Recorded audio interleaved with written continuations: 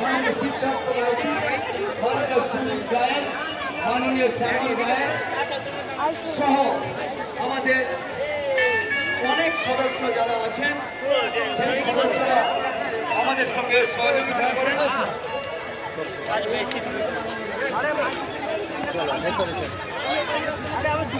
মন্দিরের ভিতরে